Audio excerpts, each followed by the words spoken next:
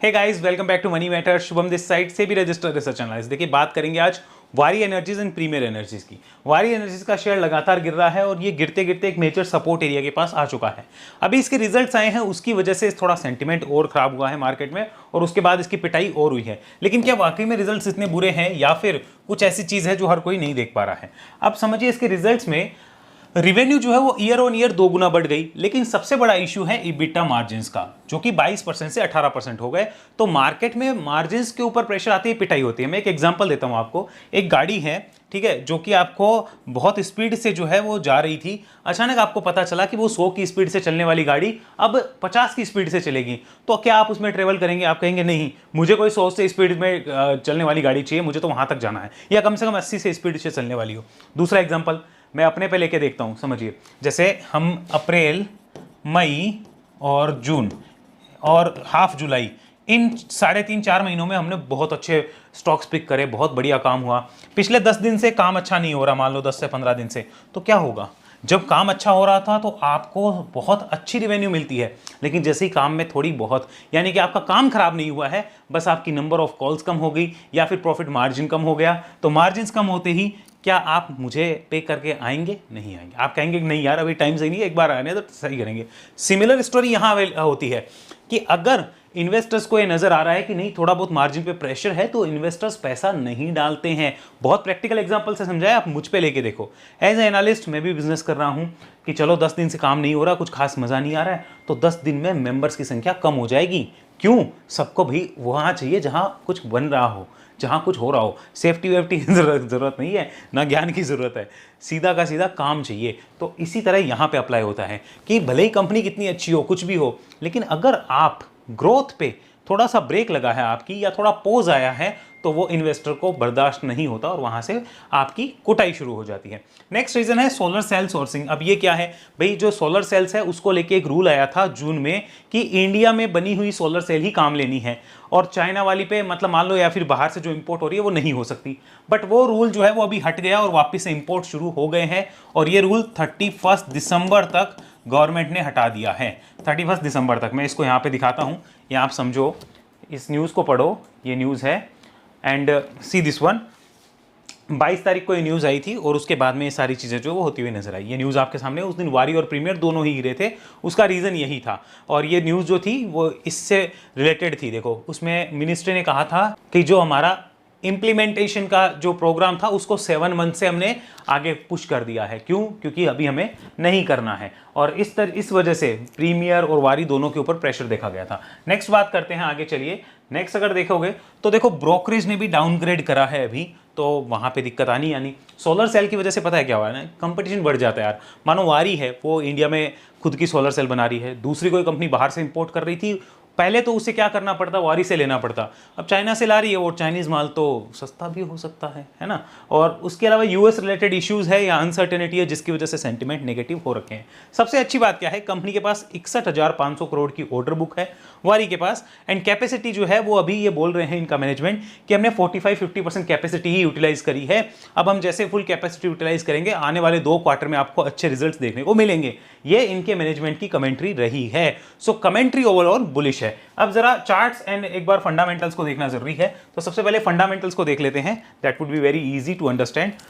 Fundamentals में मुझे वारी में कोई इशू नजर नहीं आता। मैं फ्रेंकली एक लाइन में बोल दूं तो सिंपल बात है, 18 के पी पे स्टॉक अवेलेबल है, 75,000 करोड़ की मार्केट कैप है, आरओसी मुझे गजब लगता है, प्रमोट होल्डिंग अच्छी है, डेट फ्री कंपनी है, कुछ ज्यादा डेट है नहीं, प्रॉफिट ग्रोथ अच्छी रही है, मार्केट कैप टू सेल्स 2.5 की मार्केट कैप टू सेल्स पे अवेलेबल है, बढ़िया कंपनी है, खराब नहीं है। लेकिन बढ़िया कंपनी होने, बढ़िया तो टीसीएस भी है ना, बढ़िया कंपनी होने का मतलब ये नहीं गिर नहीं सकती, उसका ट्रेंड होना, वो चार्ट पे बात करेंगे।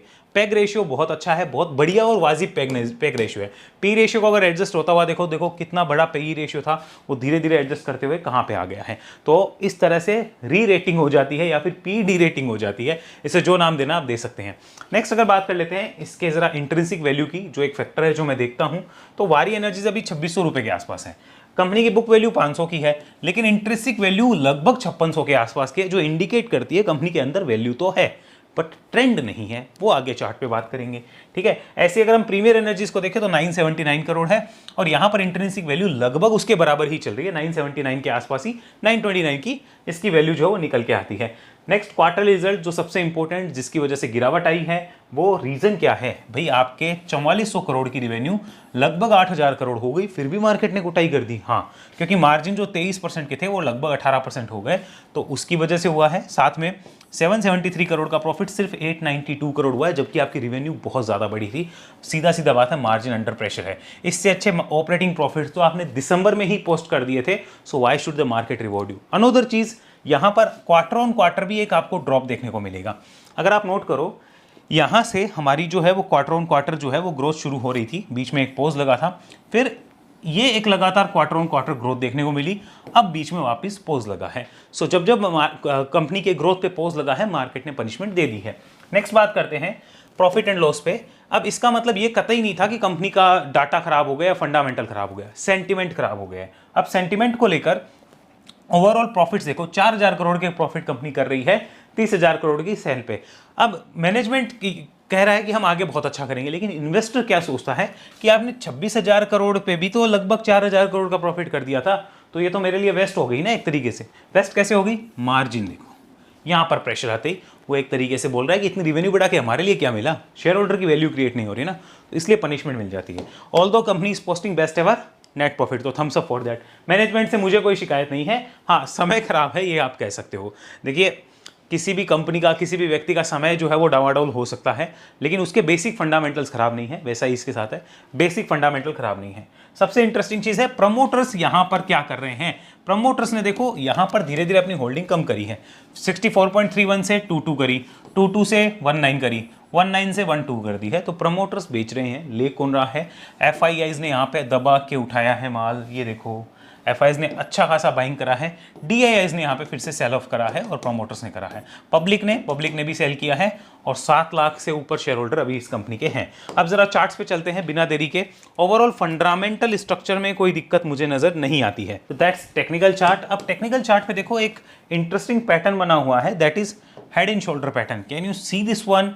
एक proper head and shoulder pattern बना और ईएमए लॉन्ग टर्म और शॉर्ट टर्म दोनों को उसके साथ तोड़ा गया और फिर नीचे लाया गया, तो इससे इसका काम जो है वो कंप्लीट हुआ है। The concern thing about this move is 1 our chart पे चलो, वैसे तो आपको यहाँ पे भी दिख जाएगा, 1 आवर चार्ट पे इजीली दिखा देता हूँ। ये देखो यहाँ पर ना एक बहुत अच्छा खासा गैप जो है, जो एरिया है वो पेंडिंग था, ये आपको दिख रहा है, ये वाला एरिया। इस गैप की हो सकता है फिलिंग हो जाए, और फिलिंग करने के लिए ये कहाँ तक आ सकता है भाई, ये फिलिंग का लेवल है लगभग 2450 के आसपास का, तो आप देख लेना कि यहाँ तक इसका जो गैप फिलिंग है वो भी शायद हो जाए, शायद, कोई गारंटी नहीं है, ये ध्यान रखना, गारंटी किसी चीज़ की मार्केट में नहीं हो सकती। हाँ, अब आओ एक इंटरेस्टिंग डाटा जो आपको देखना चाहिए, ये नोट करो। वारी एनर्जीज अभी जिस भाव पे है, इसी भाव पे वारी एनर्जीज लिस्टिंग वाले दिन भी था। लिस्टिंग वाला दिन कौन सा था? यहाँ पर हम कर्सर रखते हैं and here it is 28 October 2024। Listing वाले दिन भी यही भाव था, तो 2024 का जरा माहौल सोचिए क्या था कि 2 साल में कहाँ हो जाएगा, कैसे हो जाएगा। और अब याद करिए सारी चीज़ों को, ट्रेंड बड़े बनते हैं उससे पहले बेस बनने ज़रूरी होते हैं, आईपीओ वाले तो खासकर। अगर नहीं बन रहे हैं तो 10 में से 9 बार वो कंपनीज नीचे आ जाएगी, एक कंपनी भले ही ऊपर चली जाए, लेकिन काफ़ी ज़्यादातर केस में ऐसा होगा। अब क्वेश्चन ये आता है कि रिसेंट में स्ट्रक्चर कब बुलिश होगा? तो बुलिश होना तो दूर की बात है, पहले आप इस रेजिस्टेंस जोन के पास आइए, ओके, ये वाला, क्योंकि पहले ये सपोर्ट था। यहाँ अगर आप आके सस्टेन करते हैं, लगभग ये जोन है, इसके ऊपर अगर आप सस्टेन करते हैं तो आपका जो बेयर्स का ग्रिप है वो कमज़ोर हो जाएगा। तो दैट मीन्स अभी स्विंग वाले तो इसको नहीं देख सकते। अगर कोई भी यहाँ पर स्विंग एंड मोमेंटम प्लेयर है, हम इमेजिन करते हैं, तो क्या वो इसे देखेगा? द आंसर इज नो, वो नहीं देखेगा। क्यों नहीं देखेगा? क्योंकि अभी कुछ है नहीं। हाँ, जो पिरामिड स्ट्रक्चर बाइंग करते हैं, एक्यूमुलेशन करते हैं, जो एक्यूमुलेशन करने वाले लोग हैं, क्या वो इसे देखेंगे? तो माय आंसर इज वो इसे ज़रूर देखेंगे। क्यों देखेंगे? ज़रा समझ के देखो। एक कंपनी जिसकी ऑर्डर बुक काफ़ी स्ट्रॉन्ग है, 61,500 करोड़ की, प्लस वो कंपनी बेस्ट प्रॉफिट्स दे रही है, ओके, प्लस वो कंपनी 18 के पी रेशियो पे आपको अवेलेबल है, और मैनेजमेंट बुलिश है, वो सबसे बड़ी बात है, मैनेजमेंट ने गाइडेंस अच्छा दिया है, और कंपनी का अगर ओवरऑल डिमांड देखा जाए, सेक्टर का ग्रोथ देखा जाए, तो आने वाले टाइम में विजिबिलिटी है, ओके।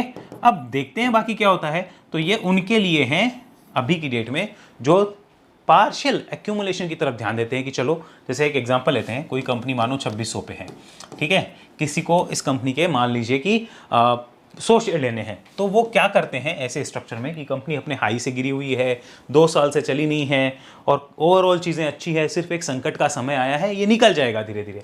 तो उसमें क्या होता है, चलो एक काम करते हैं, 40 शेयर्स अभी देखते हैं, यहाँ से मानो नीचे और आ गया तो उसके बाद 30 शेयर्स देखेंगे, और नीचे आ गया तो 30 शेयर्स देखेंगे। इस तरीके से पिरामिड स्ट्रक्चर में जिसको एक्यूमुलेशन करना है ये उन बुल्स के काम का है, बाकी स्विंग एंड मोमेंटम वाले बुल्स के काम का अभी नहीं है। तो आई होप आपको इतना समझ आ गया कि ये गिर क्यों रहा था, इसके ऊपर हमने डिस्कशन कर लिया, साथ में हमने ये भी बात कर ली कि ये स्विंग एंड मोमेंटम के लिए है या कि नहीं है। तो क्लियर आंसर नो। हाँ, जो एक्यूमुलेशन करने वाले हैं, जो 2 साल का विजन रखते हैं, वो प्लेयर्स इसको जरूर रिव्यू कर रहे होंगे, देख रहे होंगे, क्योंकि एक वैल्यू बाइंग की अपॉर्चुनिटी उनको नजर आ सकती है। सिर्फ एक रिस्क है यहाँ पे, रिस्क ये है सबसे बड़ा कि आप डाउन ट्रेंड में हो, और डाउन ट्रेंड में स्टॉक कहाँ जाके पोज लेगा किसी को नहीं पता। सो एक्यूमुलेशन करने वालों को बस ये बड़ा रिस्क होगा, और ये स्विंग वालों को ये रिस्क नहीं होता, क्योंकि वो कहते हैं जब ये अप ट्रेंड में कन्वर्ट होगा ना हम तभी आएंगे, हम आएंगे ही नहीं उससे पहले। तो ये चीज़ है, यानी अभी की डेट में अगर आपको स्विंग एंड मोमेंटम के लिए, अगर वारी के लिए कोई पूछे देखना चाहिए, तो आंसर है नो, क्योंकि अभी कम से कम ये मूवमेंट तो रुकने दो।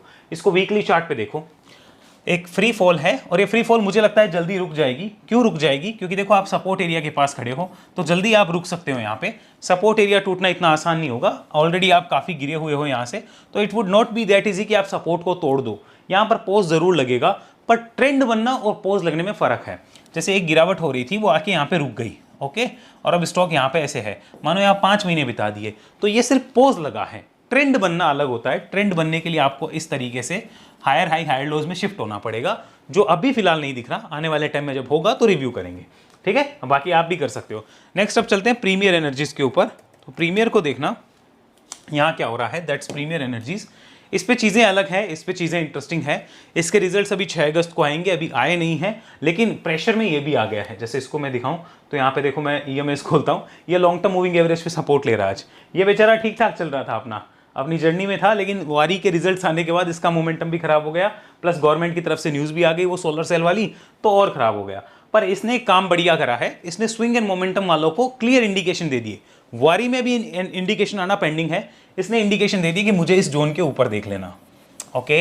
ये क्लियर इंडिकेशंस है कि मुझे इस जोन के ऊपर देख लेना। अगर मैं जाऊंगा ऊपर तो इसका ब्रेकआउट करके ही जाऊंगा, अदरवाइज नहीं जा सकता। सिंपल सी बात है। तो जो breakout swing and momentum play करते हैं लोग, उनको इस रेजिस्टेंस के ऊपर ही इसको रिव्यू करके देखना चाहिए और अपने एडवाइस से कंसल्ट करना चाहिए। अब ये कितने समय का रेजिस्टेंस अगर आप देखोगे तो फरवरी 2025 से, यहाँ पे हम लिखते हैं Feb 2025, ओके। वहाँ से लेके अभी क्या आ गया भाई, अब तो अगस्त आ रहा है, अगस्त 2026, तो फरवरी से कितने भाई, लगभग 17-18 महीने हो गए, 17 to 18 मंथ्स का कंसोलिडेशन हो चुका है, ओके। सो इसको कब देखना है, जब ये इस रेजिस्टेंस का ब्रेकआउट कर दे तभी, अदरवाइज इसको बुल्स नहीं देखेंगे। सिंपली बात ये है। इसमें अगर आप ये चीज़ भी नोट कर लेंगे तो आपके लिए काफ़ी अच्छा रहेगा, दैट्स वीकली चार्ट। ये वीकली चार्ट देखो ज़रा। अब यहाँ पर हमें क्या देखना है, क्या ये भी एक सपोर्ट के पास है तो इसको बुल्स देखेंगे? The answer is no. जिनको ब्रेकआउट स्विंग करना है वो इसको यहाँ नहीं देख सकते, ये रिवर्सल स्विंग के पार्ट होते हैं और ये इतना इजी नहीं होता है। सो फ्री फॉल होता है तो मेरे हिसाब से ब्रेकआउट के बाद देखना चाहिए। फ्री फॉल में गिरती हुई छुरी को कैप्चर करने की कोशिश ना करे तो ज़्यादा बेटर होता है, एज पर माई एक्सपीरियंस। बाकी सबकी अपनी अपनी रिक्वायरमेंट है। हाँ, यहाँ ये नोट कर लेना, ये भी एक इंपॉर्टेंट सपोर्ट जोन के पास जा रहा है, जो वही सपोर्ट जोन जो कि जब इसकी लिस्टिंग के टाइम भी बना था। इसकी लिस्टिंग कब हुई थी? सितंबर 24 में, सेम टाइम पे वारी और इसकी जो लिस्टिंग वाले भाव थे आज भी वही भाव है।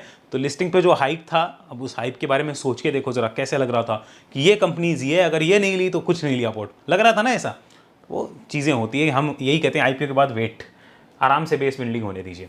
अब इस रेजिस्टेंस को देख लो, इस रेजिस्टेंस के ऊपर एक सिंगल क्लोज नहीं है और ये रेजिस्टेंस कटता है तो हम स्विंग के लिए ज़रूर देखेंगे। रिजल्ट आने वाला है, अगर रिजल्ट अच्छा आता है तभी ये कटेगा, और कटता है तो रिव्यू करिए, दैट्स द रेजिस्टेंस जोन। इसके ऊपर अगर आपकी क्लोज आ जाए तो इसको रिव्यू करके ज़रूर देखिए, क्योंकि अगर ये कटा तभी नया ट्रेंड है, फिर ऊपर के ट्रेंड की शुरुआत हो जाएगी, ओके। तब तक आप कोई ट्रेंड नहीं मान सकते, ये टाइम पास खेल रहा है। हाँ, अगर किसी को सिर्फ ये इतने टाइम पास में इंटरेस्ट है तो अलग बात है, हम उसको रिव्यू नहीं करते हैं, हम ब्रेकआउट स्विंग के ऊपर ही बात कर रहे हैं। So that's our main focus. Monthly convert करते हैं, मंथली और देखेंगे एक बार। अभी क्या हो रहा है ना, अभी एक बार इसका रिजल्ट आने वाला है और रिजल्ट से पहले इसको देखो ब्रेकआउट के पास लाके खड़ा कर दिया। तो क्या होता है, आपको रिव्यू कब करना होता है, रिव्यू ब्रेकआउट के बाद ही करना है, पहले नहीं करना है। सिर्फ वॉच लिस्ट में डाल सकते हो आप। तो जैसे यहां ये देखो 1 2 3 3 महीने का तेजी था, 2 महीने की मंदी लाके थोड़ा टाइम पास कर दिया है, जबकि प्राइस वाइज तो तेजी ज़्यादा थी, अब टाइम वाइज जो है वो कंसोलिडेशन ही हो रहा है। सो अब सिंपल सी बात आपके लिए क्या है, आपको जुलाई का हाई जो है ये लेवल मैं राउंड ऑफ कर देता हूँ, इसके ऊपर ही रिव्यू करना है, अदरवाइज नहीं करना है। सिंपल बात ये है। ओके, सो प्रीमियर एनर्जीज वरी के ऊपर मेरे हिसाब से आपको क्लैरिटी मिल चुकी होगी, कैसे देखना है, कब देखना है। फिलहाल की डेट में as of now no view, या फिर उनके काम के जो कि वैल्यू इन्वेस्टर और धीरे धीरे एक्यूमुलेशन करते हैं, बट उसमें पेशेंस बहुत चाहिए। और गिरती हुई छुरी कितना गिरेगी, एक्यूमुलेशन वालों को ये ध्यान में रखना चाहिए कि गिरती हुई कितना भी गिर सकती है। इसलिए एक्यूमुलेशन वही करते हैं जिनमें 2 साल का पेशेंस होता है, और वो ट्रेंच में करते हैं 40 30 30 इस हिसाब से कि चलो 40% लिया मानो कोई स्टॉक को 100 रुपये पे, फिर वो 80 आ गया तो चलो 30 और ले लिया, फिर वो 60 आ गया तो 30 और ले लिया। ऐसा करके एवरेज उनकी ठीक ठाक बैठ गई और उन्होंने फिर काम कर लिया और 2 साल बाद अच्छे से उसको बेच लिया। ये होती है पिरामिड बाइंग या फिर एक्यूमुलेशन। आई होप आप समझ गए होंगे। इस वीडियो में आपको ये क्लैरिटी मिल गई है कि वारी क्यों गिर रहा था और अभी की डेट में कैसा है, और प्रीमियर जो है वो क्यों गिर रहा है अभी की डेट में कैसा है, इनमें स्विंग कब है भी या नहीं है, और ये अभी किसके काम के हैं। आई होप ये चीज़ें क्लियर हो गई है।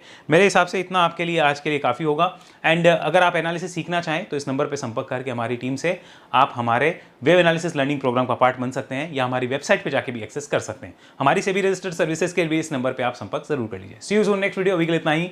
जय हिंद, जय भारत।